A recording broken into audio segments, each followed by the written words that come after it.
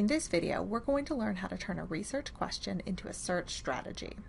We'll cover some information about refining your topic in question, create a concept map, learn to identify search terms, and discuss some techniques for putting those search terms together into a search that you can use in any of our library databases.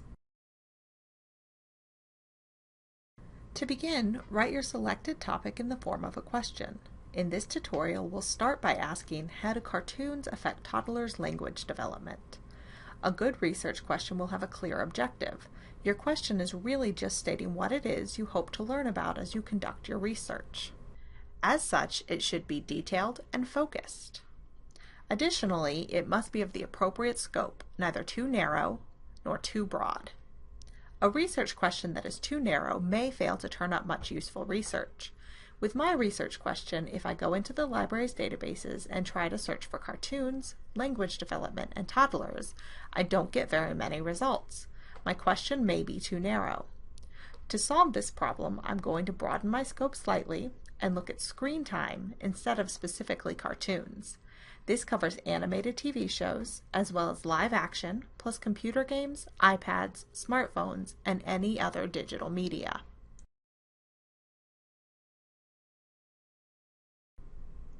Now that we have a research question of the right scope with a clear and focused objective, it's time to pull out the key concepts of that question. The key concepts are the main ideas you're researching. In my example question, the key concepts are screen time, toddlers, and language development.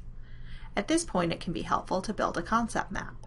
Simply pull out each key concept and write or type them with plenty of space underneath for brainstorming keywords and synonyms.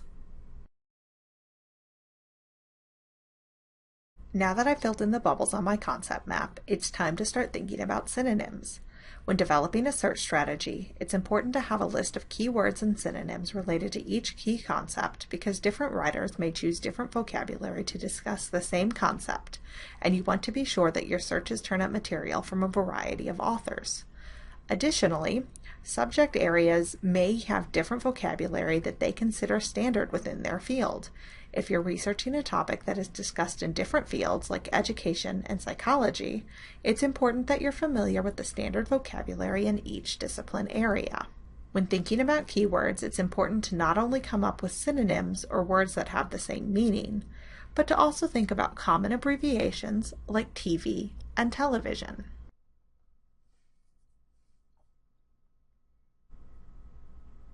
Before plugging your search terms into the library's databases, spend a few minutes thinking about how you will search for some of these synonyms.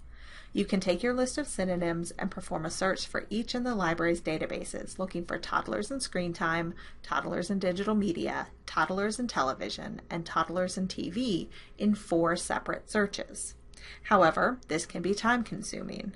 When you want to ensure that your search is going to bring back a wide set of results, but you don't want to spend all day searching, there are 2 tricks you can use to combine multiple synonyms into a single search. The first is the Boolean operator, or. When you have a list of synonyms that you want to search for at the same time, link each together with the word or in capital letters. The search engine will read this as a command and will bring back results that use any one of the search terms in that string. To add a keyword that is not a synonym for your first set of search terms, simply set aside your list of synonym keywords from the rest of your search terms using parentheses. This tells the search engine to treat only the words inside the parentheses as synonyms. When you set up your search like this, the search engine will basically search for your keywords like this: toddlers and screen time, toddlers and digital media, toddlers and television, toddlers and TV. But it does all of them in a single search with a single set of results, rather than 4 different time-consuming searches.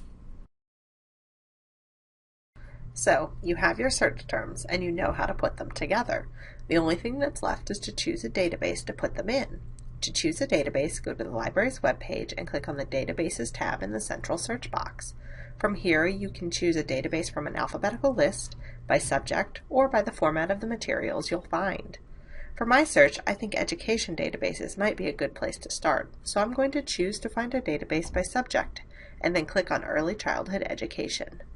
In each subject area, we have marked our favorite databases with a star to help guide you to the best resources. When searching in subject-specific databases, you will come across many different interfaces, but most of them function in about the same way, so all those techniques for setting up your search will work across most resources. Now you're ready to start searching and find the best evidence available in the library to back up your argument.